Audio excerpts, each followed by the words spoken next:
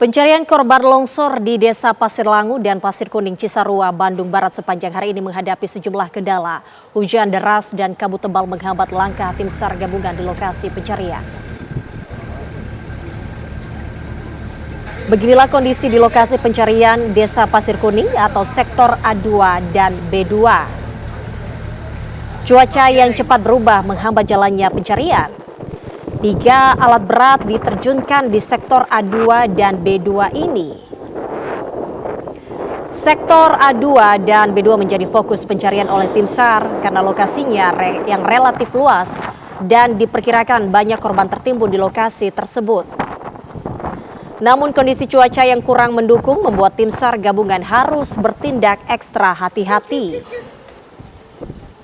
Dikhawatirkan hujan bisa memicu terjadinya longsor susulan yang membahayakan.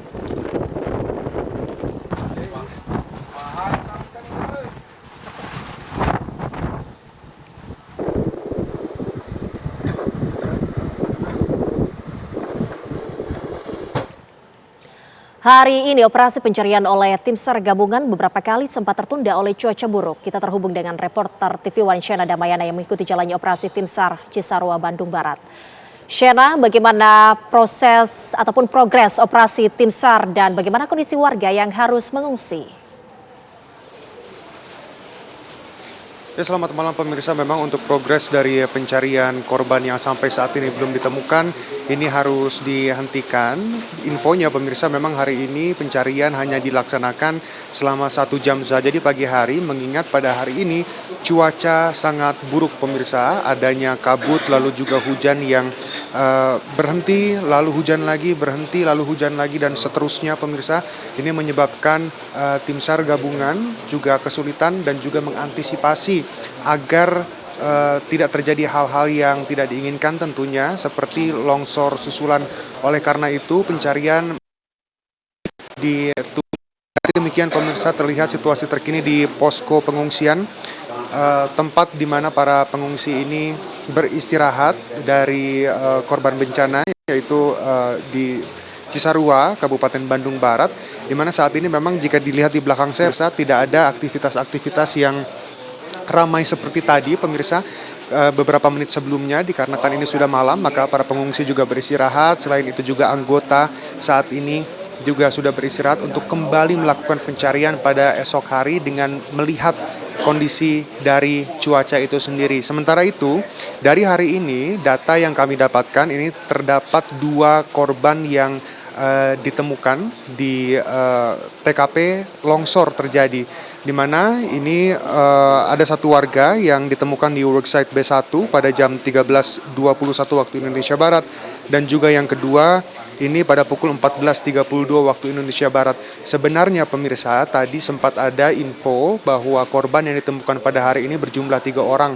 namun itu dianulir oleh pihak SAR gabungan, di mana mengingat di atas pun ada lokasi makam yang dimana karena longsor tersebut maka ada jenazah yang memang itu bukan korban dari longsor itu sendiri. Dan total korban pemirsa per hari ini saya mengabarkan berarti korban yang sudah dievakuasi sampai dengan tanggal 29 Januari 2026 per pukul 16.00 waktu Indonesia Barat ini ditemukan adanya 56 body pack, lalu juga ada yang masih dicari atau belum ditemukan, ini kurang lebih ada 24 jiwa. Lalu juga untuk body pack yang telah teridentifikasi ini sebanyak 41 dari 42 pack yang ditemukan. Dan juga pemirsa, memang untuk kondisi dari para pengungsi di sini sendiri terlihatnya lebih sulit pemirsa, karena selain dari berjibaku dengan trauma yang dialami karena kejadian longsor, para pengungsi di sini juga harus berjibaku dengan cuaca dingin, dan tentu juga karena aula yang dijadikan tempat pengungsian ini dihuni oleh kurang lebih 600 orang pemirsa para pengungsi.